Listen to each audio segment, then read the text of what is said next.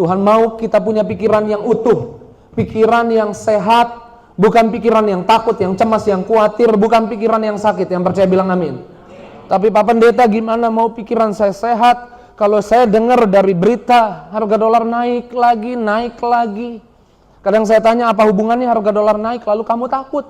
Ya berarti harga barang naik, Pak Pendeta. Terus emang kenapa kalau harga barang naik? Ya gaji saya nggak naik, Pak Pendeta. Kalau gaji saya nggak naik, ya saya khawatir lah. Besok masih bisa nggak memenuhi kebutuhan. Banyak ancaman di akhir zaman ini. Bukan cuma soal keuangan, tapi juga kadang-kadang soal kesehatan. Dikatakan nanti ada COVID lagi katanya. Ada orang mulai takut ada COVID lagi. Ada orang yang sakit, punya asuransi, punya uang yang banyak, tapi takut juga masuk rumah sakit. Kan masuk rumah sakit tinggal bayar, uangnya ada. Masuk rumah sakit ada asuransi. Ya tapi banyak mau praktek. Jangan-jangan gak harus dioperasi, jadi operasi. Ada ancaman ketakutan. Yang punya anak-anak baru bertumbuh. Wah, sekarang media sosial menakutkan, Pak Pendeta. Bagaimana saya bisa punya pikiran yang sehat, pikiran yang utuh, pikiran yang aman, yang damai. Hari-hari ini pergaulan begitu menakutkan. Saya takut anak saya salah bergaul. Orang biasanya takut karena hari depan, hari besok yang bagi dirinya nggak menentu. Dan 2 Korintus 1 ayat 7 itu adalah jawaban dari tulisannya Timotius yang minta dukungan Paulus karena Timotius sedang takut sebagai pemimpin rohani di hari itu. Karena banyak orang Kristen ditangkap di zaman itu, dieksekusi, dipenjara. Dan Timotius minta tolong, tulis surat kepada Paulus. Aku takut mengenai hari depan, pelayanan, hari depan hidupku. Jadi orang Kristen hari ini terancam. Tapi Paulus di dalam penjara. Nah ini menarik loh. Sebenarnya Timotius saat itu orang bebas. Paulus udah ditangkap di dalam penjara. Ini lucu kan? Orang yang bebas minta tolong sama orang yang dipenjara. Tapi orang yang dipenjara itu justru kasih kekuatan, kasih dukungan kepada orang yang bebas itu. Kepada Timotius. Makanya saya menulis dalam slide saya, seringkali seseorang di penjara bukan dijeruji besi. Banyak orang di penjara oleh pikiran yang salah. Paulus di dalam penjara dia bisa merasa bebas. Bahkan dia punya iman melangkah lebih jauh walaupun di dalam penjara. Sedangkan Timotius yang di luar penjara malah seperti butuh dukungan orang yang di dalam penjara. Kenapa Paulus bisa punya pikiran yang sehat? Karena dia punya keyakinan. Karena dia percaya. Karena dia menggeser pendapatnya yang mungkin sama seperti pendapat orang. Di penjara kamu gak bisa ngapa-ngapain. Tapi di dalam penjara dia berkhotbah kepada dirinya sendiri. Dia coba meyakinkan pikirannya, hatinya untuk mengganti pendapatnya. Dengan berkata, walaupun di dalam penjara aku nggak malu, dikatakan apa di sana? Sebab itulah sebabnya aku menderita semuanya ini, tetapi aku tidak malu. Kenapa? Karena aku tahu kepada siapa aku percaya dan aku yakin bahwa Dia berkuasa memelihara apa yang dipercayakan kepadaku hingga pada hari Tuhan. Apa yang buat Paulus punya pikiran yang bebas, pikiran yang sehat? Karena dia punya pikiran yang benar, yaitu Tuhan tidak memberikan ketakutan, Tuhan memberikan kuasa, Tuhan memberikan kasih, dan pikiran yang sehat. Amin. Itu yang buat Paulus bisa justru mendukung dan menasehati Timotius dan bilang, Timotius, jeda sebentar, stop, berhenti berpikir tentang besok gimana. Jeda sebentar. Lalu Paulus bilang seperti ini, sebab aku ingat akan imanmu yang tulus ikhlas, yaitu iman yang pertama-tama hidup dalam nenekmu Lois dan di dalam ibumu Eunike, dan aku yakin juga hidup di dalam dirimu. Paulus mau bilang sama Timotius, aku tahu engkau takut akan hari depan, tapi stop dulu. Jangan lanjutkan ketakutanmu dulu. Dan coba ingat nenekmu Lois. Bukankah waktu itu dia hadapi tantangan, hadapi masalah, dan kita mungkin sama-sama juga punya pikiran yang sama, nggak mungkin lolos, nggak mungkin bisa, tapi hari ini bisa lolos. Karena nenekmu Luis punya iman. Ibumu hadapi tantangan, dan kita mungkin berpikir dia akan dikalahkan, tapi imannya membuat dia lolos. Kalau saudara baca di ayat 6, dengan mengingat apa yang Tuhan kerjakan di hidupmu di hari yang lalu, itu bisa mengobarkan lagi imanmu. Kalau saudara hari ini takut akan hari depan kesehatanmu, akan hari depan keuanganmu, akan hari depan masa depan anak-anakmu, saya mau bilang stop, jangan lanjutkan ketakutanmu dulu, jeda dulu. Ketika hari depanmu diancam oleh keadaan yang kamu hadapi hari ini, mengingat pekerjaan Tuhan di hari yang lalu kepadamu mampu mengobarkan kembali imanmu. Bukankah saudara yang datang hari ini, sore hari ini di tempat ini, di hari yang lalu pernah hadapi masalah? Mana di hari yang lalu pernah hadapi masalah dan tolong Tuhan boleh angkat tangannya, dan Tuhan tolong saudara, saudara lolos. Amin. Jeda sebentar supaya saudara hari ini kembali imanmu bisa dikobarkan. Kalau Tuhan tolong di hari yang lalu, Tuhan tolong hari ini, Tuhan juga akan tolong besok hari. Amin. Ada pertolongan Tuhan buat hidup kita. Yuk tepuk tangan dulu yang dahsyat, yang luar biasa. Makanya Paulus ingetin Timotius, apa yang kamu punya, apa yang Tuhan beri, apa yang Tuhan kasih, di tengah-tengah ancaman ketakutan, ancaman yang buat kita jadi takut. For God had not given us the spirit of fear. Paulus bilang, karena Allah tidak memberikan kepada kita roh ketakutan, tetapi kuasa. Sama-sama bilang kuasa, kasih, and a sound of mind. Ini istilah pikiran yang sehat. Amin. Ini yang Tuhan kasih di hidup kita. Sama-sama bilang, ada kuasa Tuhan di hidup saya, ada kasih Tuhan di hidup saya, ada sound of mind, ada pikiran yang sehat, pikiran yang utuh, pikiran yang tenang gitu loh. Amin. Sound of mind. Saudara kalau mengerti ini, saudara harusnya ingat Pengkhotbah 4 ayat 12 bilang begini, dan bila mana seorang dapat dikalahkan, dua orang dapat bertahan, tali 3 lembar, tali 3 lembar tuh seperti orang ngepang gitu, tali 3 lembar tidak mudah diputuskan. Saudara harus tahu Tuhan tidak memberikan kepadamu roh ketakutan, tapi saudara harus sadar di hidupmu ada 3 untayan itu, yaitu kasih Tuhan ada di hidupmu, kuasa Tuhan ada di hidupmu, pikiran yang aman, yang tenang ada di hidupmu. Kalau saudara sadar itu ada di hidupmu, saya percaya ketakutan, depresi, kepahitan, kekurangan tidak dapat menerobos di hidupmu. Yang percaya boleh tepuk tangan yang dahsyat, yang luar biasa buat Yesus. Amin. Jadi kita akan membahas 3 hal ini, tapi kita akan fokus di sound of mind. Tapi biar izinkan saya sentuh di bagian pertama dulu. Kuasa. Apa yang buat orang takut? Karena orang merasa tidak punya kuasa terhadap sesuatu, jadi takut. Kalau orang tahu punya kuasa atas sesuatu, takutnya hilang. Yesus bilang, segala kuasa di bumi di surga diberikan kepadaku, aku berikan kepadamu. Sama-sama bilang di dalam Yesus, saya punya kuasa. Banyak orang takut akan hari depannya, karena dia berpikir dia nggak punya kuasa akan hari depannya. Dia nggak bisa kendalikan hari depannya. Saya mau bilang memang saudara tidak punya kuasa untuk atur harga dolar jadi turun lagi. Saudara nggak punya kuasa untuk mencegah resesi terjadi di dunia ini. Saudara nggak punya kuasa untuk bilang jangan ada virus lagi di dunia ini. Saudara nggak bisa cegah orang ngomong negatif sama hidupmu. Saudara nggak bisa cegah orang berlaku yang buruk terhadap hidupmu. Saudara nggak bisa cegah, saudara nggak punya kuasa atas keadaan yang mungkin berbuat jahat terhadap hidupmu. Tapi sebagai hamba Tuhan saya mau katakan, saudara punya kuasa untuk hari depanmu. Saya ulang ya, saudara punya kuasa untuk hari depanmu. Saudara punya kuasa, saudara bisa mengendalikan hari depanmu. Gimana caranya? Ini saya tampilkan dulu deh slide yang saya buat. Kamu memang tidak punya kuasa atas apa yang orang lain, keadaan bisa katakan perbuat terhadap dirimu. Tetapi kamu punya kuasa untuk apa? Menabur benih yang tepat hari ini. Menabur perkataan yang tepat hari ini.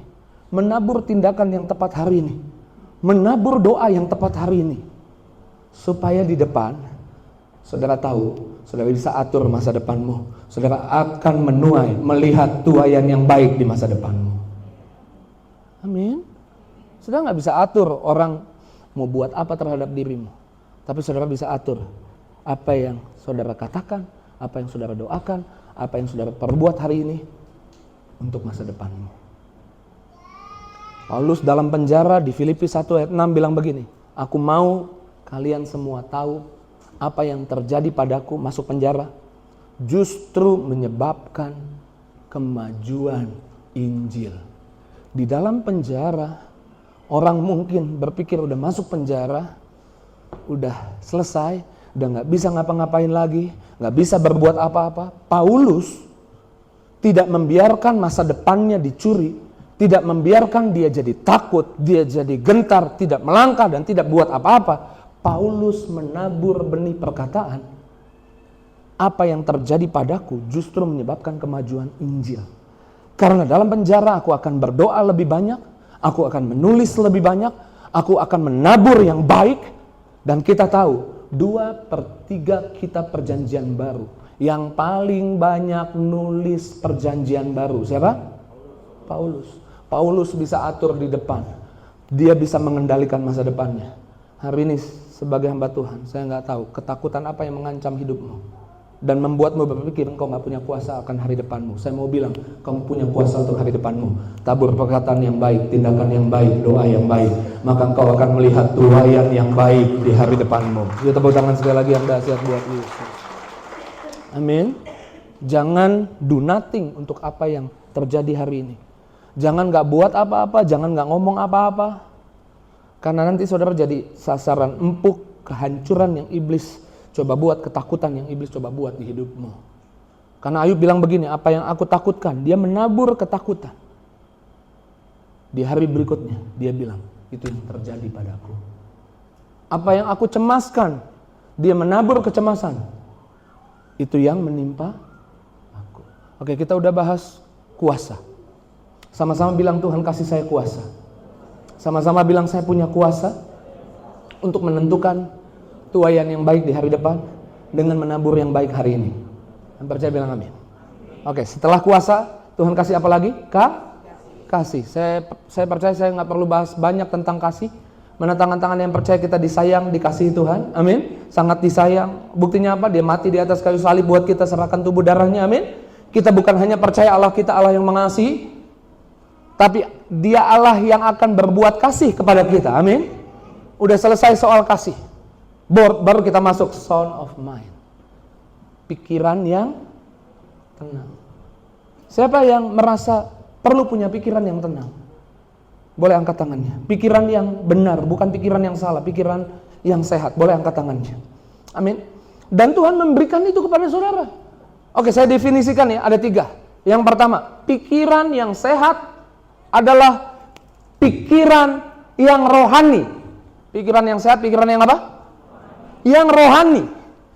Berarti bukan kedagingan. Maka ayat ini harus keluar. Yang Yesus katakan, roh yang memberi hidup, daging tidak berguna.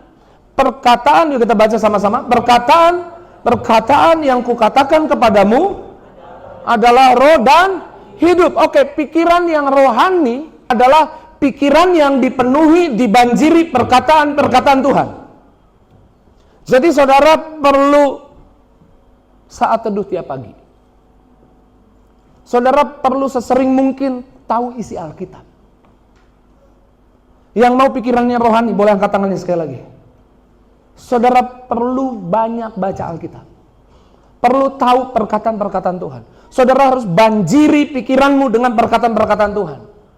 Orang yang pikirannya dibanjiri perkataan-perkataan Tuhan, ketika lihat berita harga dolar naik, ketika lihat berita harga emas naik, ketika lihat berita bahwa tuaian padi gagal, artinya masa kekeringan, semuanya susah, itu bukan membuat dia jadi takut, pikirannya terganggu, pikirannya jadi cemas. Justru karena pikirannya adalah pikiran yang rohani, dipenuhi perkataan-perkataan Tuhan, justru itu adalah alarm, pengingat bahwa Tuhan punya yang baik buat kita yang mengandalkan Dia. Justru itu menjadi pengingat bahwa pernah ada masa kekeringan di mana Elia di masa kekeringan itu di tepi sungai Kerit yang airnya hanya sedikit, tiap hari pagi sore makan enak, makan dari istana, dibawa oleh burung gagak, makan roti dan daging dari istana. Supaya hari ini setiap kali saudara lihat berita bahwa ada kabar buruk, dunia semakin kekeringan, resesi, buat saudara dan saya yang dipenuhi pikiran dengan perkataan Tuhan, tidak takut, tidak khawatir, tidak cemas, pikiran kita aman, tenang, damai, karena kita tahu sebagaimana Tuhan bisa berbuat secara ajaib memelihara Elia, Tuhan juga secara ajaib bisa pelihara kita, anak-anak kita, keluarga kita, seisi rumah kita, makan enak di tengah-tengah resesi. Yang percaya boleh tepuk tangan yang dahsyat, yang luar biasa. Justru itu mengingatkan kita bahwa Tuhan tidak kehabisan akal untuk memelihara anak-anaknya. Bahkan dengan cara yang ajaib. Tuhan memelihara Elia di zaman itu juga dengan di tengah kekeringan melalui seorang janda. Tuhan bilang, pergi ke Sarfat, aku telah memerintahkan seorang janda untuk memberimu makan. Janda di zaman itu gambaran tidak berdaya. Janda di zaman itu gambaran orang yang tidak berdaya karena gak punya suami. Di zaman itu yang cari nafkah, tulang punggung adalah suami. Jadi dia gak punya penyedia. Bagaimana orang yang tidak punya penyedia bisa memelihara Elia? Dia orang yang gak punya protektor. Janda hanya punya tepung segenggam dan minyak sedikit dibuli-buli. Tapi lewat yang sedikit itu Tuhan mau kasih tahu, terserah dunia resesi dan tabunganmu mungkin sedikit, tapi Tuhan selalu punya cara, tidak pernah kehabisan akal untuk membuatmu melihat bahwa Tuhan bisa memelihara kamu, memberkati kamu, menjaga anak-anakmu, menyediakan berkat di meja makanmu. Amin. Yuk tepuk tangan sekali lagi yang dahsyat buat Yesus. Sehingga pikiranmu tenang, pikiranmu aman. Son of mine. Amin. Siapa yang mau punya pikiran yang rohani? Banyak baca Alkitab. Banjiri pikiranmu dengan firman Tuhan. Karena pencuri datang untuk mencuri, membunuh, membinasakan. Saudara tidak perlu takut kehilangan pemeliharaan Tuhan, tidak perlu takut kehilangan kesehatan, tidak perlu takut kehilangan keuntungan di bisnis, karena iblis gak bisa curi semua itu sebelum dia mencuri perkataan Tuhan di hidupmu. Saya menulis seperti ini nih. Sadarlah, sebelum iblis mengambil keuanganmu, kesehatanmu, keharmonisan rumah tanggamu, hubungan pertemananmu, iblis akan lebih dahulu mengambil perkataan Tuhan dari hidupmu. Karena saya mau kasih tahu, perkataan Tuhan di dalamnya mengandung kuasa, mengandung perlindungan, amin, mengandung berkat, mengandung mujizat. Selama di hidupmu ada perkataan Tuhan, di pikiranmu ada perkataan Tuhan, iblis gak akan pernah bisa ambil keuanganmu, kesehatanmu, masa depan anak-anakmu, amin. Yesus bilang di dalam Markus pasal 4, Matius pasal 13, perumpamaan tentang penabur, bagaimana iblis mengambil perkataan Tuhan dari hidup kita. Matius 13 ayat 19, yuk kita baca sama-sama. Kepada setiap orang yang mendengar firman tentang kerajaan sorga, tetapi, kata mengertinya saya udah cek dalam bahasa Yunaninya, bisa diterjemahkan tidak mempertimbangkan firman Tuhan, tidak menghitung firman Tuhan, tidak memperdulikan firman Tuhan. Padahal pendeta udah ngomong, padahal pendeta udah kasih tahu untuk masalahmu, firman Tuhan bilang seperti ini, tapi engkau tidak mempertimbangkannya, tidak peduli, mengabaikannya, tidak mengerti, lalu dikatakan apa? Datanglah si jahat dan merampas yang ditabur dalam hati orang itu. Detik itu maka dia bisa ambil keuangan, kesehatan. Tapi percayalah, ancaman apapun di hari ini, selama di pikiranmu ada perkataan Tuhan, dan saya percaya saya berdiri di hadapan orang-orang yang dipenuhi, dibanjiri pikirannya dengan perkataan Tuhan. Perkataan Tuhan ada di hidupmu. Kau tidak akan biarkan iblis ambil perkataan Tuhan. Maka percayalah, akan ada pemeliharaan Tuhan di hidupmu, akan ada berkat kesehatan buat hidupmu. Amin. Ya, tepuk tangan sekali lagi yang dahsyat buat Yesus. Sound of mind, pikiran yang tenang. Ini yang Tuhan kasih buat saudara. Tapi saudara kalau nggak tahu, saudara bisa kehilangan itu. Yang pertama, pikiran yang rohani. Pikiran yang rohani, pikiran ini banjiri firman Tuhan, perkataan Tuhan. Iblis nggak bisa hancurkan hidupmu sebelum diambil perkataan Tuhan di hidupmu. Yang kedua, perkataan Tuhan. Yang kedua, sound of mind. Pikiran yang sehat adalah pikiran yang tidak mendua. Pikiran yang tidak mendua. Bilang kanan kirinya, jangan mendua. Ini bukan tentang selingkuh, ya kan? Tenang. Jangan mendua. Yesus bilang, Alkitab bilang di dalam Yakobus pasal yang pertama ayat kelima, yuk kita baca sama-sama. Tetapi apabila di antara kamu ada yang kekurangan hikmat, hendaklah ia memintanya kepada Allah yang memberikan kepada semua orang dengan murah hati dan tidak membangkit-bangkitkan, maka hal itu akan, kalau saudara minta, Tuhan pasti kasih. Sama-sama bilang, kalau saya minta, Tuhan pasti kasih. Amin. Percaya, Tuhan, kamu minta, Tuhan pasti kasih. Ayat 6 bilang apa di sana? Hendaklah ia memintanya dengan, meminta dengan apa? Meminta dengan iman, itu meminta dengan percaya. Enggak ada plan B. Kalau Tuhan enggak kasih, plan B-nya gini. Enggak ada. No. Percaya, Tuhan pasti kasih. Amin. Kalau Tuhan enggak kasih, nanti itu mendua.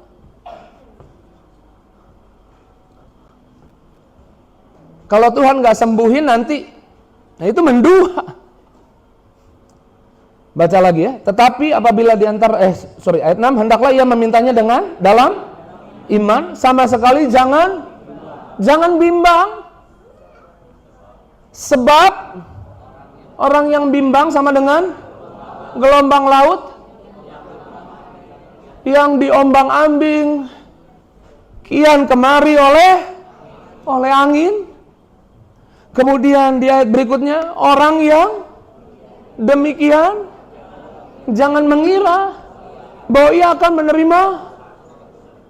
Kalau saudara bimbang, kalau saudara mendua hati, itu yang buat hidupmu kayaknya nggak alami perubahan. Jangan mendua hati.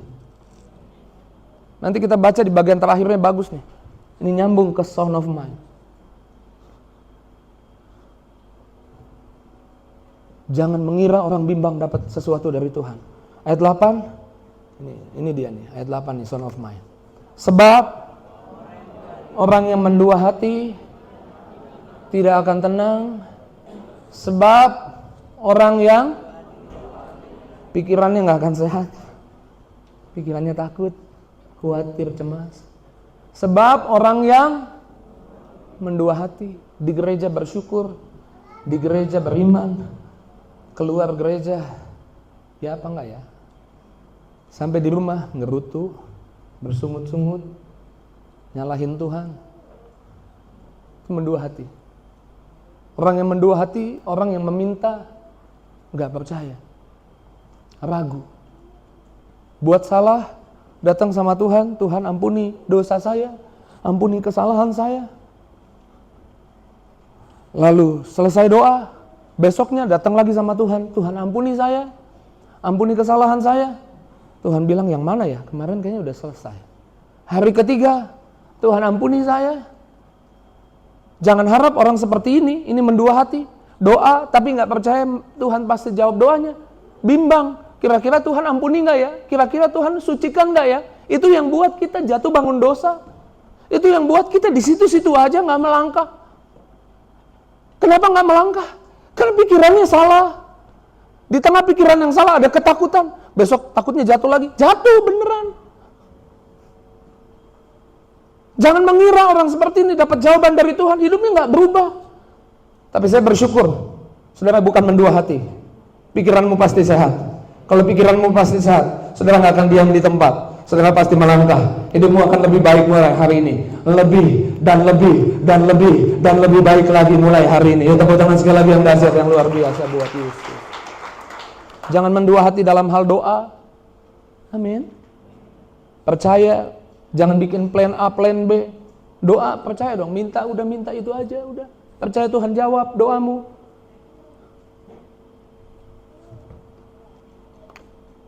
Markus 11 ayat 24 bilang apa? Yuk kita baca sama-sama. Karena itu, aku berkata kepadamu, apa saja yang kamu minta dan doakan, percayalah, kamu menerimanya. Kalau sampai tidak menerimanya, kita buat plan B, gitu ayatnya. Enggak. Kalau kamu doa, yuk baca lagi. Karena itu aku berkata kepadamu, apa saja yang kamu minta dan doakan, percayalah kamu menerimanya, maka, nah ini nggak mendua hati nih, percaya menerima, maka hal itu akan, oke, di tengah khotbah saya kasih waktu 20 detik, nggak lama-lama. Makanya siapkan doamu, tutup matamu, jangan lihat kanan kiri, boleh angkat tangan atau nggak angkat tangan juga nggak apa-apa, minta apa yang saudara mau minta.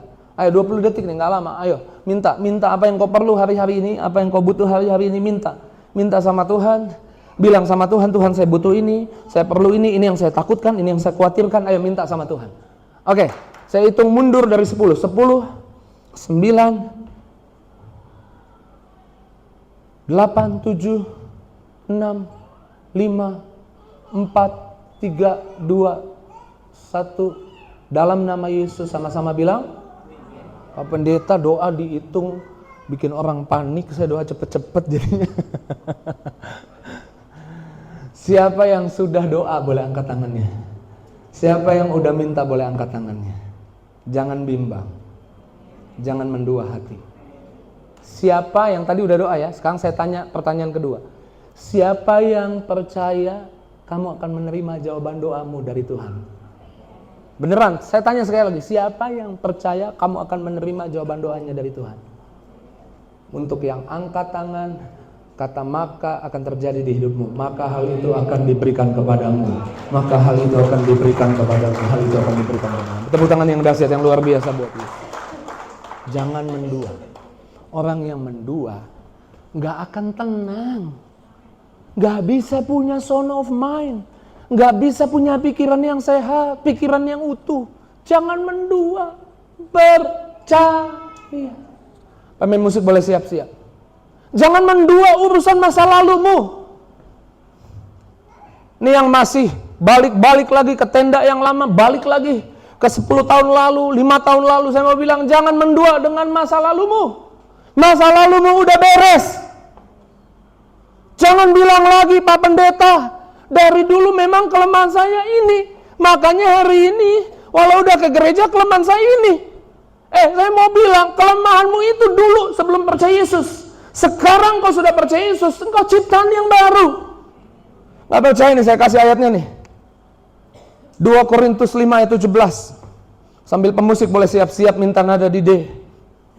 Baca yang keras, yang masih terikat masa lalu, yang masih ingat-ingat hari yang lalu. Yuk, 2, 3. Jadi, siapa yang ada dalam, sebentar, siapa yang ada dalam Kristus? Saya mau lihat tangan-tangan yang ada dalam Kristus. Saudara udah terima Yesus? Kalau belum, maju ke depan. Saya tuntun terima Yesus. Siapa yang udah terima Yesus? Saudara ada dalam Kristus. Saudara ada dalam Kristus. Jangan mendua hati ya. Jangan mendua lagi. Jangan bimbang lagi. Nanti pikiranmu salah. Ia adalah, pegang dadamu, bilang saya ciptaan yang baru. Kelemahanmu yang kemarin gimana? Bilang udah berlalu. Sudah berlalu. Ketidakmampuanmu di hari yang lalu gimana? Bilang sudah berlalu. Baca lagi, sudah berlalu. Dan sesungguhnya apa? Yang baru sudah datang. Jangan ingat-ingat kekurangan kelemahanmu di hari yang lalu. Jangan mendua hati, nanti kamu pikirannya salah, nanti kamu takut, nanti kamu cemas. Ketahuilah kamu dalam Kristus ciptaan yang baru. Yang lama udah berlalu, gak perlu diingat-ingat lagi. Lupakan, amin. Kita melangkah ke depan, ada hal baru yang Tuhan siapkan buat hidup kita. Ada karakter baru yang Tuhan siapkan buat kita. Yuk tepuk tangan sekali lagi yang dahsyat buat Yesus. Yang buat orang jatuh bangun dosa kenapa? Udah tahu dia ciptaan baru dalam Yesus. ingetin lagi. Iya sih, memang kelemahan aku itu sih. Nabur yang buruk. No wonder hari depannya menuai yang buruk. Nabur yang baik dong. Iya, itu dulu udah berlalu. Sekarang saya udah diubah sama Tuhan. Saya punya kekuatan baru untuk hadapi hidup saya. Dan kekuatan ini bukan dari diri saya, dari Roh Kudus. Jangan utik-utik masa lalu orang lain. Bu, bapak-bapak saya belain ya. Bapaknya udah salah 5 tahun yang lalu. Hari ini kalau berantem masih diingetin. Dulu sih kamu tuh 5 tahun lalu sih bikin salah kan. Udah berlalu. Balik lagi ke situ. Mau tanggung resiko yang 5 tahun lalu terjadi lagi. Amit-amit saya emang gak mau. Udah berlalu. Kita ciptaan yang baru. Son of Man. Bagian terakhir, pikiran yang sehat. Yang pertama tadi pikiran yang dipenuhi perkataan Tuhan, pikiran yang rohani. Yang kedua pikiran yang tidak mendua. Yang ketiga pikiran yang surgawi. Ingat, kita ada di dunia, tapi sumber kita bukan dunia. Sumber kita surga. Kalau di dunia kita udah lakukan yang baik, tapi orang gak kasih upah, orang gak hargai, orang gak appreciated, gak apa-apa. Aku bukan berasal dari dunia, upahku bukan dari dunia, upahku dari surga. Tuhan bisa kasih upah buat hidupku. Fokusnya sama surga. Gak apa-apa hidup kudus kayaknya buat orang sulit, buat orang susah, gak apa-apa. Kekuatan saya bukan dari dunia, kekuatan saya dari surga. Itu yang dorong kita makin kudus. Dan itu yang dorong kita kasih tahu banyak orang. Saya dari kerajaan surga, lu mau ikut masuk surga gak? Percaya Yesus. Memberitakan surga kepada banyak orang. Tuhan tidak memberikan kepadamu roh ketakutan, tapi Tuhan memberikan kepadamu kuasa, kasih, dan pikiran yang sehat. Hadapi hari-hari ini di hidup kita, karena Tuhan ada di pihak kita. Amin. Tidak peduli besarnya ancaman, pikiranmu harus sehat, pikiranmu harus kudus, pikiranmu harus rohani. Amin. Enggak mendua, pikiranmu harus surgawi. Di saat badai bergelora, ku akan terbang bersama. Bapa kau Raja, Bapa kau Raja. Pikirannya tenang, pikirannya sehat. Ku tenang sebab